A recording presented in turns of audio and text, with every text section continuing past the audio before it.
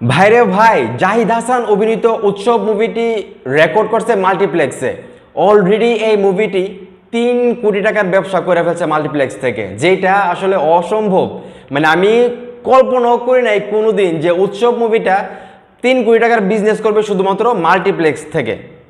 এই মুভিতে শুধু জাহিদ হাসান না, জাহিদ হাসান ছাড়াও কিন্তু চঞ্চল চৌধুরী, অপি করিম, জয়া হাসান আরও অনেক পপুলার আর্টিস্ট আছেন যারা ছোট পর্দায় কাজ করেন। সবাই কিন্তু খুব ভালো অভিনয় করছেন এই মুভিতে, যেটা আসলে সবাই আলোচনা বা সমালোচনা করতেছে। সমালোচনা না, আলোচনা এই বেশি হচ্ছে এই মুভিটা নিয়ে, এবং সবার পারফরমেন্স থেকে খুবই ভালো। তো এই মুভিটা দেখার আসলে ইচ্ছা হইতেছে আমার। অলরেডি আপনারা যারা এই মুভিটা দেখছেন অবশ্যই কমেন্ট করে জানাবেন যে মুভিটা আসলে কি দেখার মতো কিনা।